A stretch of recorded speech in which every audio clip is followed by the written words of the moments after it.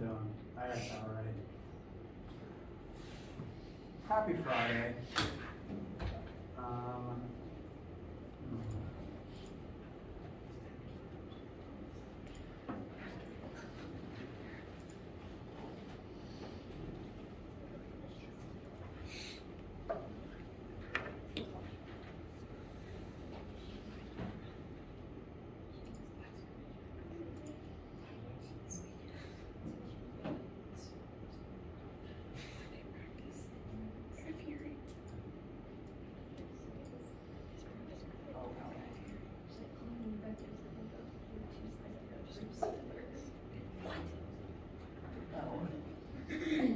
All right.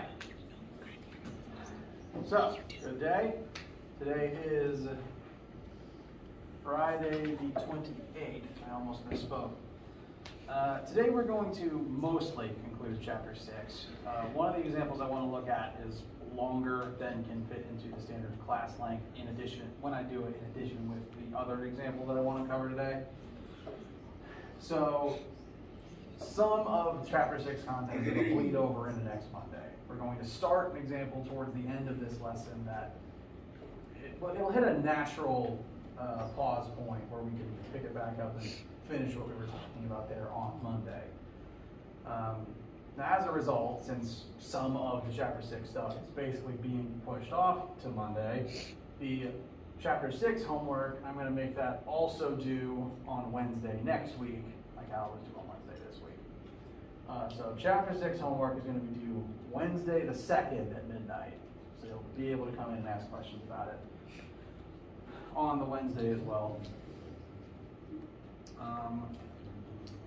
Main things I do want to cover next week is still Chapter 7, which Chapter 7 and 8 are kind of one big chapter together. It'll be about rotation.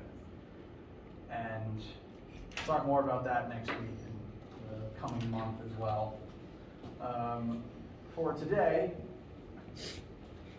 talking about Chapter 6 still, we're going to look at an explosion sample question in addition to starting to look at all of the math differences between both inelastic and elastic collisions, and that'll be what we conclude on Monday.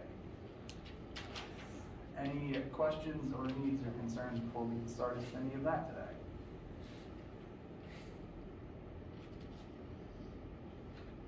All right. Well, let's get started then.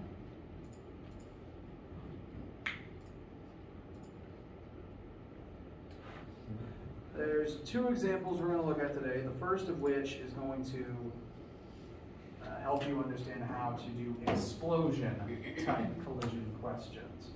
And explosion doesn't necessarily mean that there has to be a literal blast in the question. Explosions are a specific genre of collision questions that can involve situations other than ones that have gunpowder in them. But this first version does have a literal explosion in it. We are going to watch someone fire a shoulder-mounted bazooka. I am not a very good artist, but I hope that gets the point across. And what's unique about this situation and the explosion genre of collision questions is, as this human is just sitting here with the bazooka over their shoulder, nothing's moving yet, nothing's been fired, what would the initial momentum of the system be? 0. Nothing's moving yet. I'll fill in all the blanks to show that mathematically. In this particular question, someone is testing a shoulder-mounted rocket launcher. The human, I call that mass human and velocity human, has a mass of 75 kilograms and a starting velocity of 0 meters per second because they're standing still holding the rocket. So, momentum initial of the human, 75 times 0, is going to be 0. Meanwhile, the rocket itself inside of the rocket launcher has a mass of 15 kilograms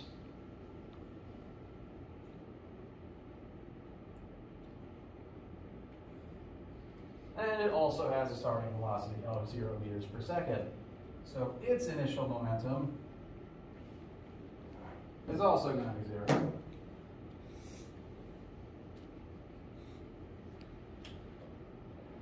Any questions about this particular point before we move on? No momentum before the rocket launch. All right. Now, after the rocket launches and it starts flying away at 81 meters per second, do you think there's going to be some momentum in this system?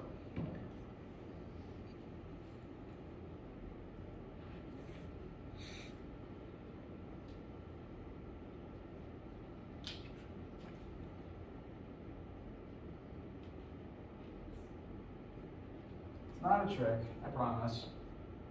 Once the rocket is launched, and it says that it's going to launch away at 81 meters per second, it's going to have some amount of momentum, specifically its mass times its final velocity. What's weird about this situation is initial total momentum must equal final total momentum, and the initial total momentum is 0. If the initial total is 0, then how can the rocket have anything but 0 momentum? Like, we can find a number for its final momentum right here. We know the mass, we know the velocity, but suddenly that number is set as equal to 0, and that's not true. So what's up? Does it just not work? Is math broken? Is it because the rocket's going to fly forward and you're going to fly backwards? Yes, the human is about to get launched backwards because of recoil, which happens with most projectile weapons, including slingshots even, actually. The rocket is not the only thing gaining momentum in this interaction. The human is also going to gain momentum.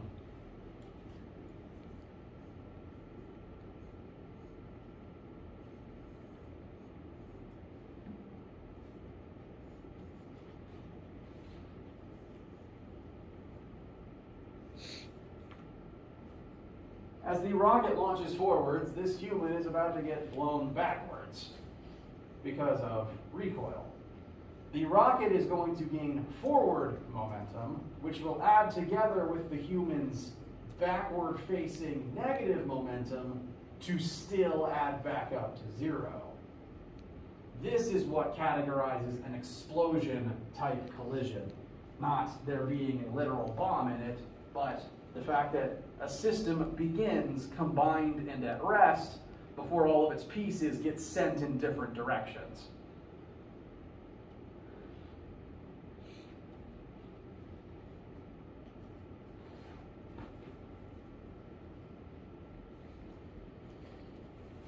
So, the human will also have some amount of momentum, and we can solve for the velocity at which this human will get knocked backwards by the recoil of this bazooka.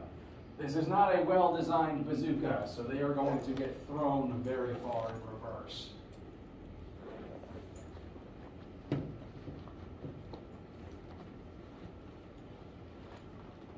So, we know the final velocity of the rocket itself. So we can find the rocket's final momentum. 15 times 81 will give us 1215. The human, their mass will be multiplied by their final velocity. And so we can now solve for that final velocity.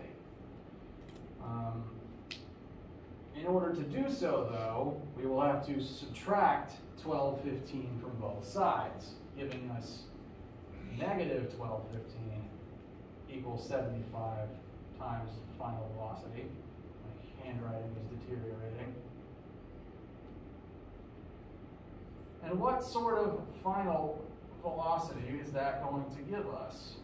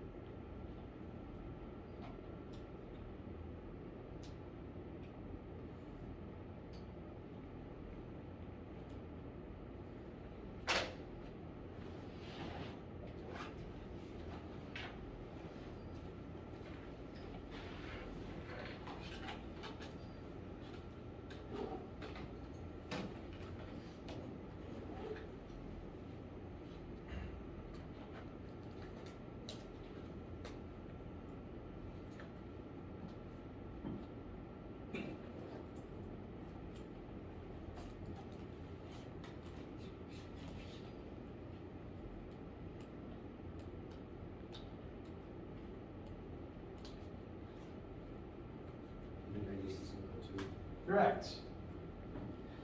Good job keeping that negative on there because we do need it. The negative 16.2 is what confirms for us that the human is going to get knocked specifically in the opposite direction as the rocket. Remember, momentum and velocity are both vectors, so the direction does matter. And if we were to then take this negative 16.2, plug it back into the formula we just found it with, 75 times negative 16.2 will give us negative 1215. Thus, the right side does add up to 0, and thus the universe is pleased.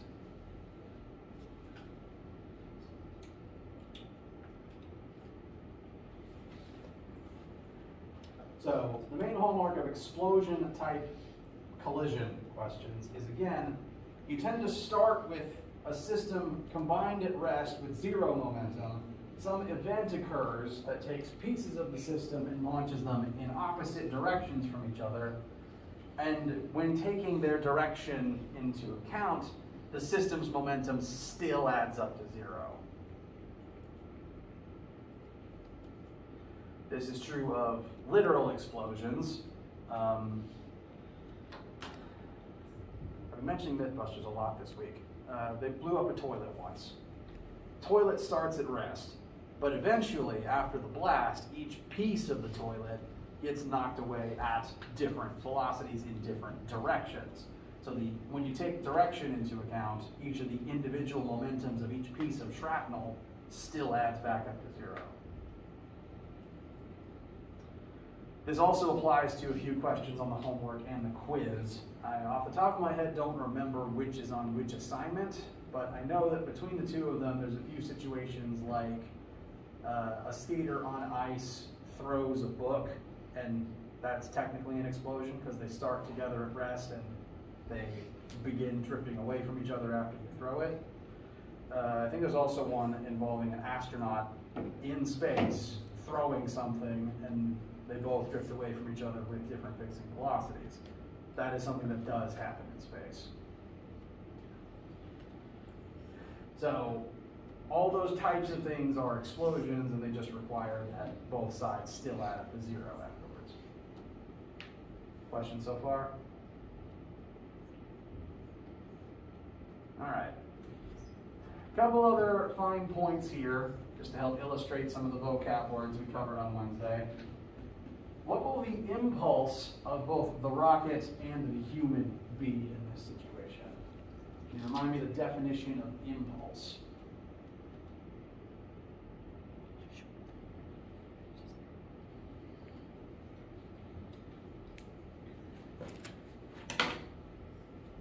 The change in momentum. Very good. Impulse, variable of lowercase j, is change in momentum. There's two formulas we could use for that: mass times change in velocity, and also force times time.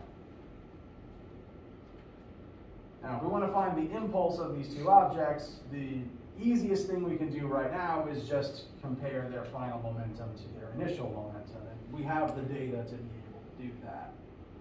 So we can just use the delta rho part, just again, compare final to initial for this specific case. Impulse rocket.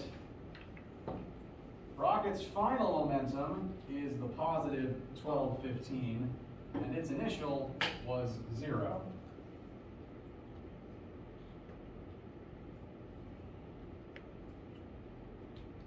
So its impulse is all of the momentum it gained in this interaction.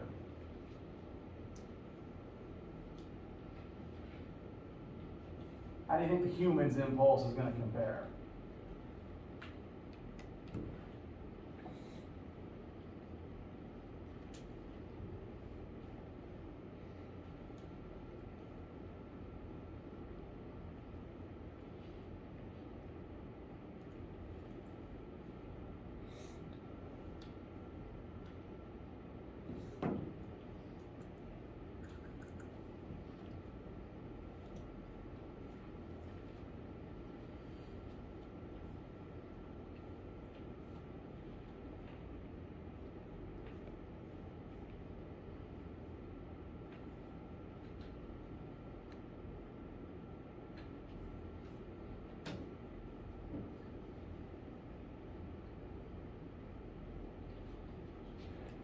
did make a small mistake.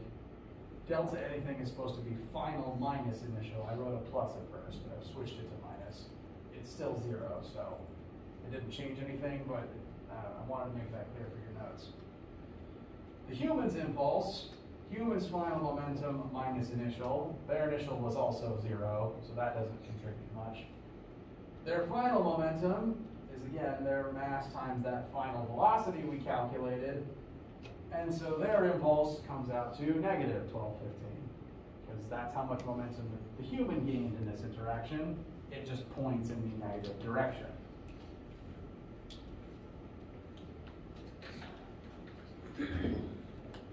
This should illustrate that two objects involved in any type of collision will have equal and opposite impulse as each other, because however much momentum one of them gains in the crash, the other must lose, because momentum is conserved. So impulses will be equal and opposite.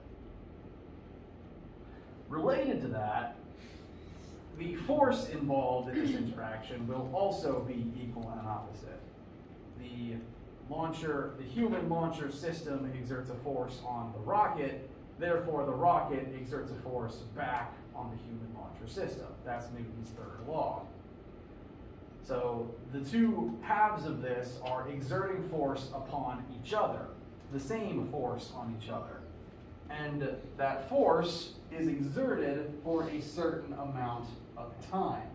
Every explosion, every collision, every interaction does last for a specific time interval. The time it takes to actually hit a baseball, the time it takes a crash test car to fully collide with the wall and stop. In this specific case, we are actually given the time the explosion lasted, 0.05 seconds.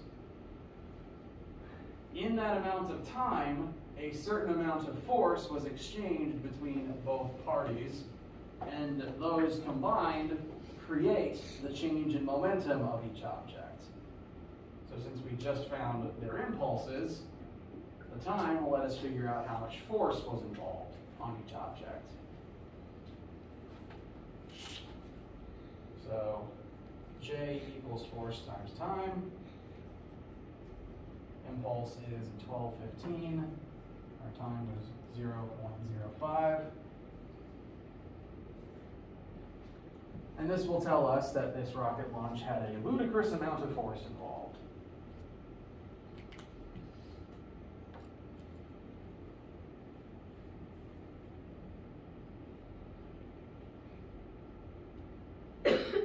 Bless you.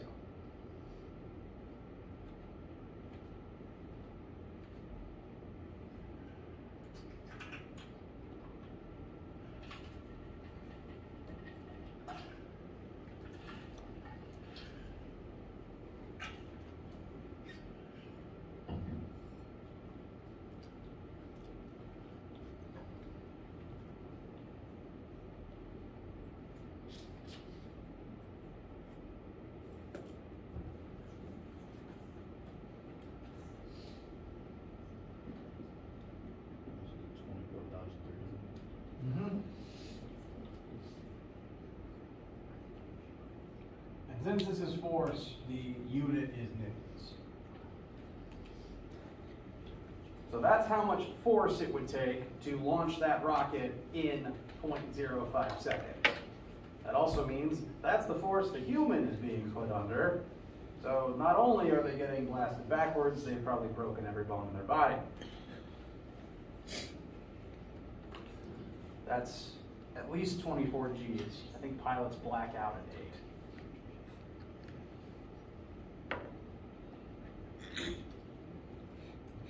So it's about 24 Gs, depends on the mass of the human involved. Things to take away from this one: explosion type collisions, the two sides just are 0. Each object can have its own total, it just has to cancel out with the other object. And there's a certain amount of force involved in every collision explosion over a certain amount of time. That's what causes the impulse, that is the change in momentum from start to finish. Questions?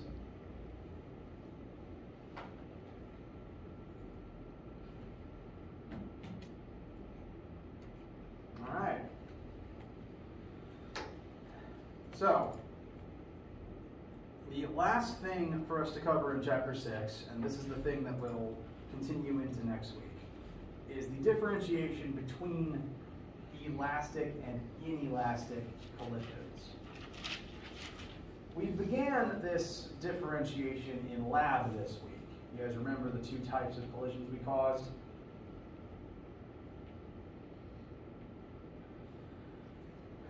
I'm going to roll the board up just to show a picture I've got behind it.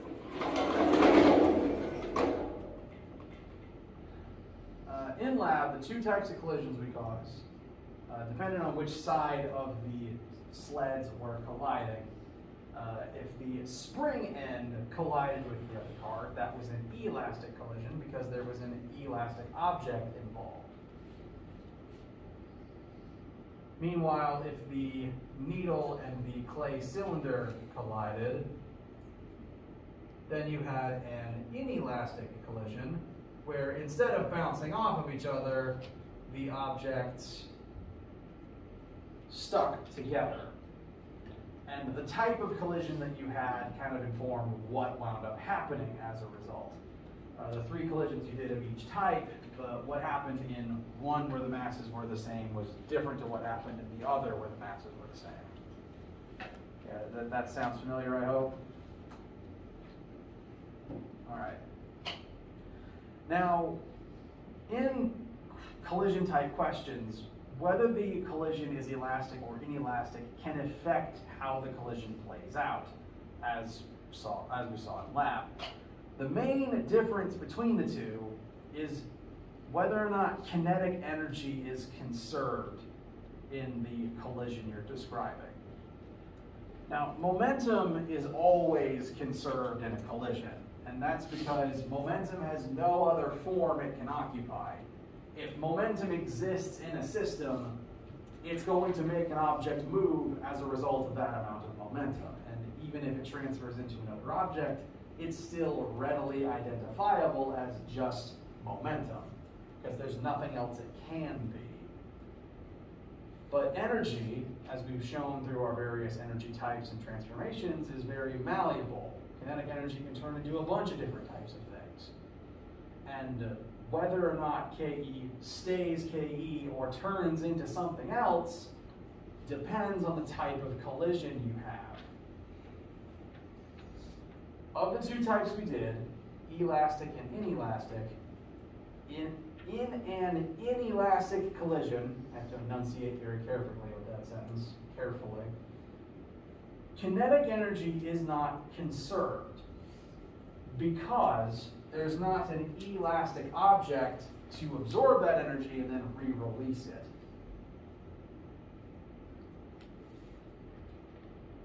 Remember that the elastic collisions had to be caused with the spring end. There specifically had to be that spring there for the carts to bounce off of each other. When an elastic object, and again, that's an object that can deform and then go back to its original shape by itself, like springs and basketballs. When an elastic object is involved in a collision, it temporarily deforms. Its velocity will reduce for that part of the collision, but it will then eventually go back to its original shape. This process takes the KE the object had, seals it away as EPE temporarily, and then it turns back into KE as the object bounces away. This can only happen in elastic collisions when there's an elastic object involved that can physically do this. Basketballs, when they hit the ground, will do this. Bouncy balls, when they hit the ground, will do this. Springs, when compressed or used as a launch mechanism, will do this. But if the object isn't elastic, like a ball of clay or the bumper of your car, then they cannot store EPE inside themselves, which means they cannot release that EPE as KE again. If instead of a basketball, I was to throw a ball of clay straight down at the floor, it would deform, it would splat, but would it bounce back up? No, it will splat and it will stay splatted because the clay cannot return to its original shape by itself. Basketball can, a spring can, but the clay cannot because the clay is inelastic. So it has inelastic collisions.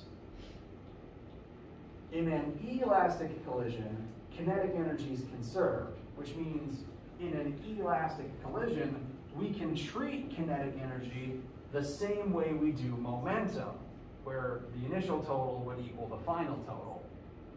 And you could basically do this whole thing with KE instead of with momentum. What we've been doing is actually inelastic collisions, where you can't make that assumption and you have to use momentum. Because in both collision types, momentum is conserved.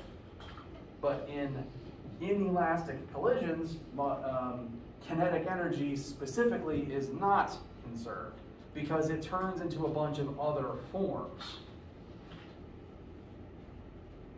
Real-life car crashes are designed to be inelastic collisions. This also came up in lab as some of the concept questions, or at least as some of the examples I was giving to help you guys do them.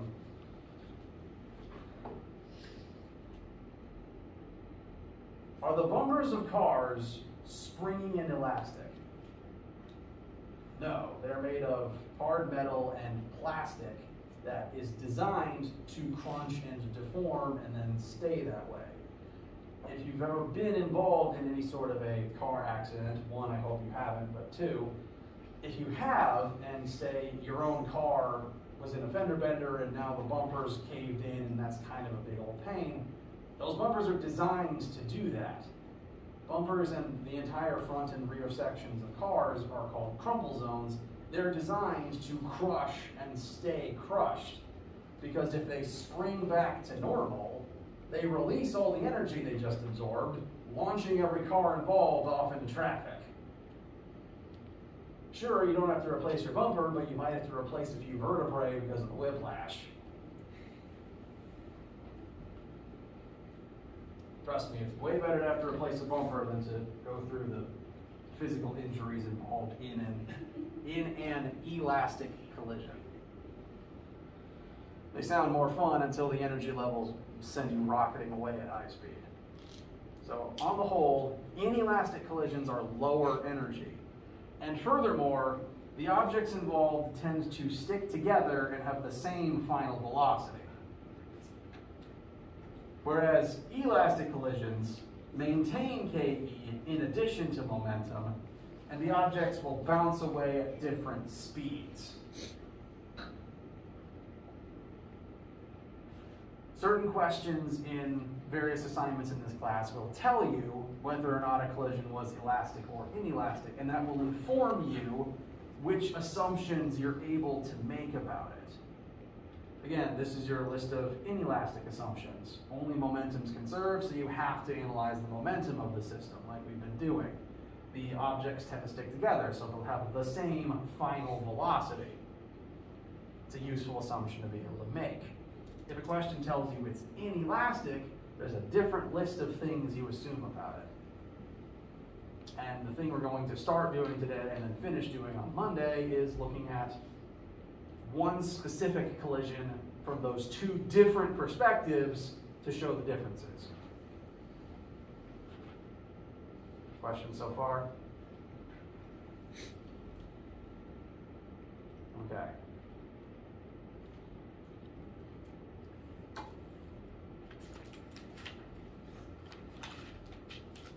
The example we're going to look at is a car crash, but for safety's sake, it involves two robot cars that can be rebuilt and there's no humans involved.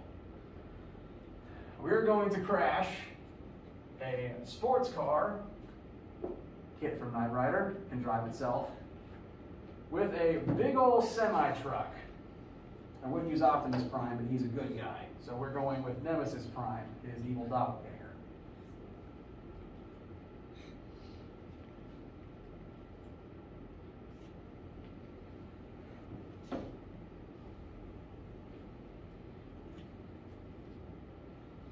and we are going to crash these two vehicles into each other. The slide says elastic, but we're actually going to look at both types to show the differences and kind of enforce how you treat one versus the other.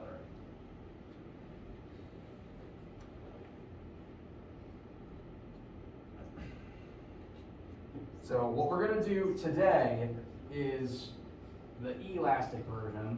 Sorry, I said it wrong again. Today we're going to do the inelastic version because those tend to go faster. So that we have the answer for the I keep switching the words as they come out of my mouth. Today we're doing the inelastic one, finding its answer, talking about what makes it inelastic. Then we will compare that to the elastic one on Monday, having found the inelastic number first to do the comparison. Questions thus far?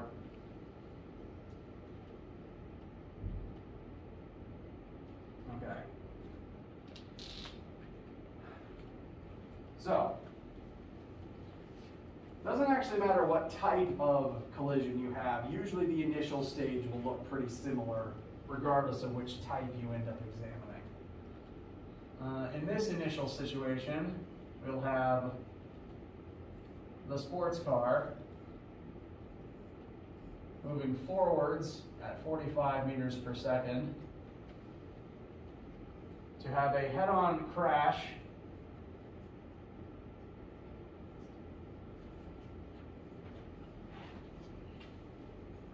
with our poorly drawn semi-truck. Oh, we also know the mass of the truck. And regardless of which type of crash they have, this is the basic setup. They're going to have a head-on collision. Before we do any math, who do you think is going to win?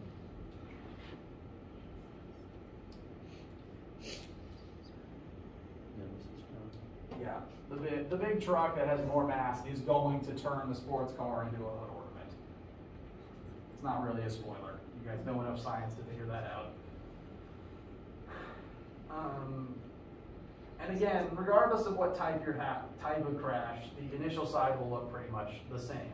Both objects have their own amount of momentum that they're bringing into the collision. So total momentum on the initial side will depend on their mass and velocity on the initial side. So we'll have the initial of Kit compared to the initial of Nemesis Prime. Kit, mass of 400 kilograms, velocity of 45 meters per second. Nemesis, mass of 2,000 kilograms. It also has a starting velocity of 45, but pay attention to the fact it's in the opposite direction. Velocity is a vector, momentum is a vector. We need to clock the directions. It doesn't actually matter which one you make positive, because you could have drawn the picture in reverse and that wouldn't really change anything. You just have to make sure one of them is negative and you remain consistent with which one you decide is negative. Just because of how I drew the picture, I'm going to make Nemesis's velocity the -1, so I'm plugging in -45 for him.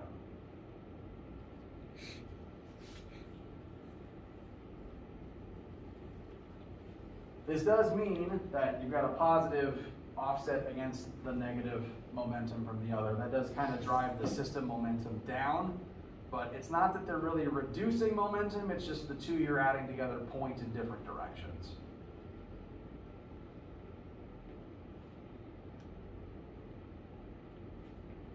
Any questions, concerns about the initial setup for this situation? All right. So, as I said, we're actually going to do the inelastic version first, because it's faster and we're low on time.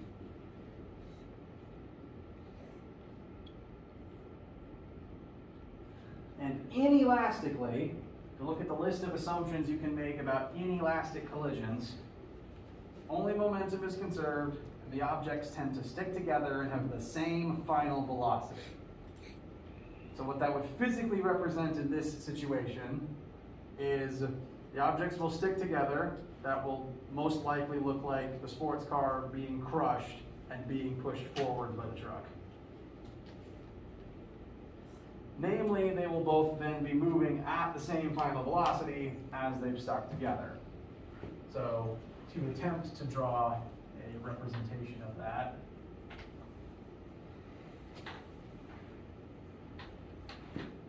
here's Nemesis with his new hood ornament, moving at some united but unknown final speed.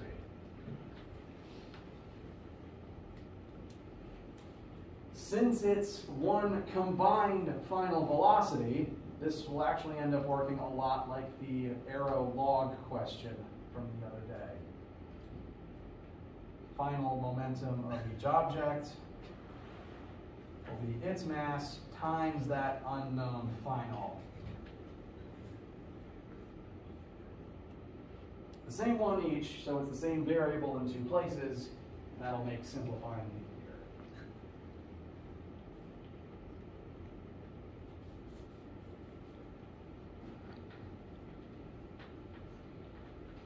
Any questions about arriving at this point for this inelastic version?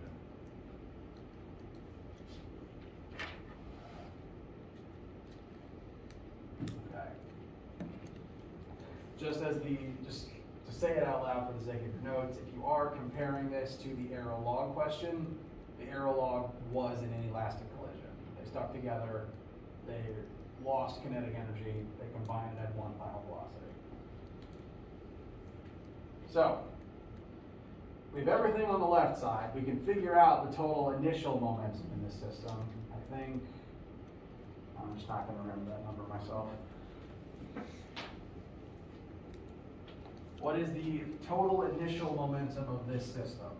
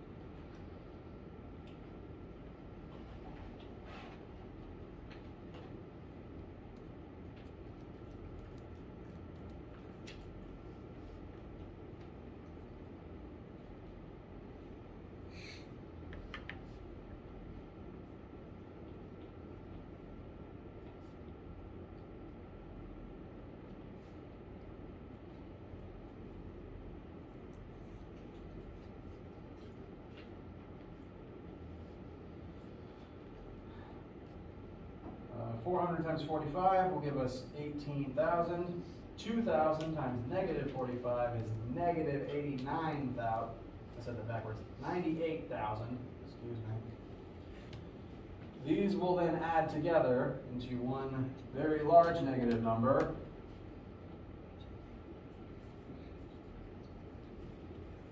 Negative 72,000. It is negative. What that means is most of this system's momentum is in the truck, and most of it is moving this way.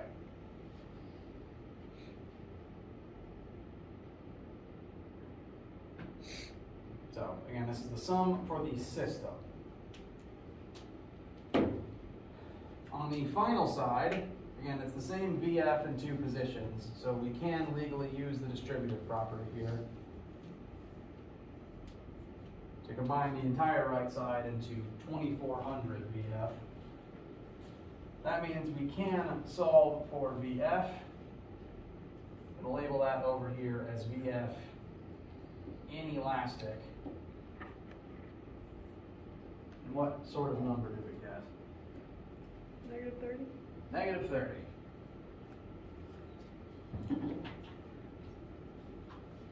Keeping in mind negative means direction, this is further proof that the truck wins, because the truck is moving in the same direction, just at a reduced speed. It went from negative 45 to negative 30. The sports car not only was brought to a complete stop, it was then blasted backwards. So, whereas the truck lost 15 meters per second, the sports car went from went to negative 30 from 45.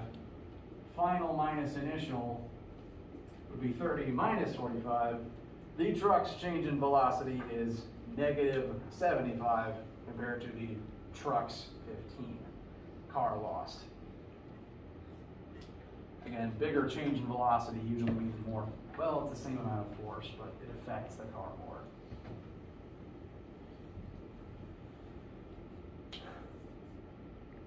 So this is what happens in an inelastic version for this crash.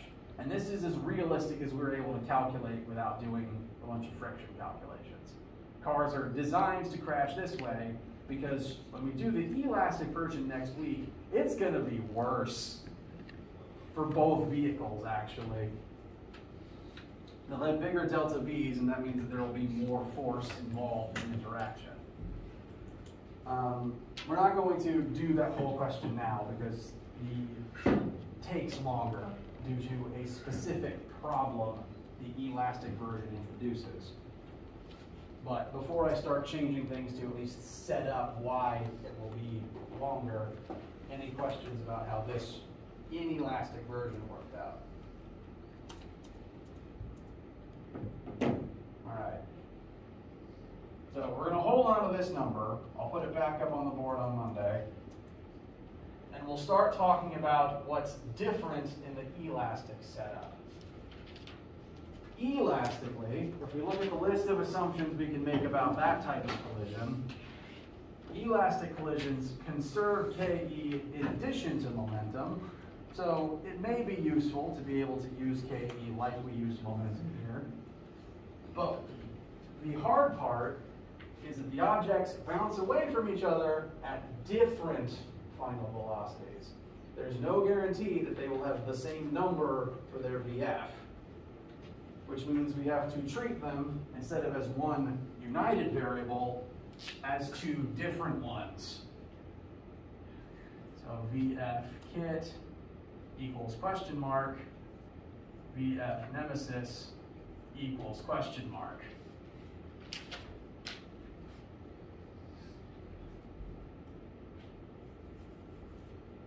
That means we go from one unknown to two.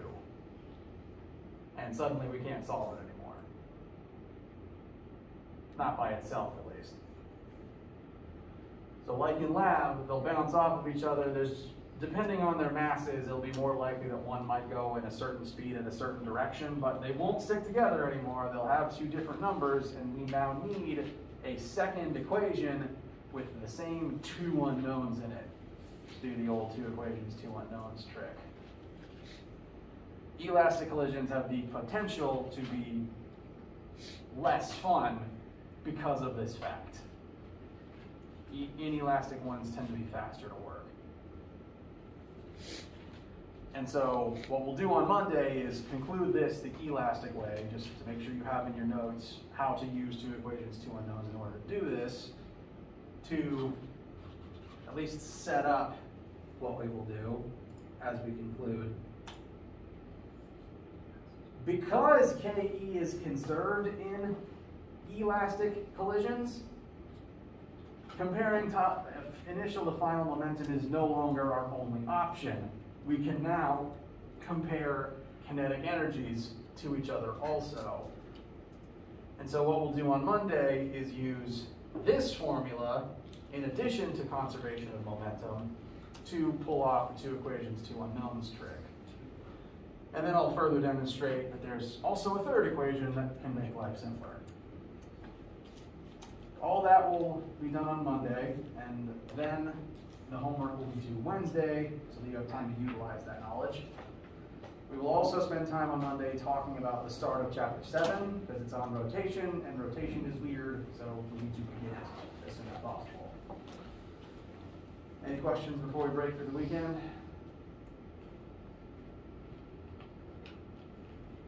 All right. Do work on the homework. You should be able to do everything except, you should be able to at least start everything. There might be a few elastic ones you might want to leave until Monday, but otherwise you're set to keep working on it. Let me know what any issues you encounter while doing that, and have a wonderful weekend.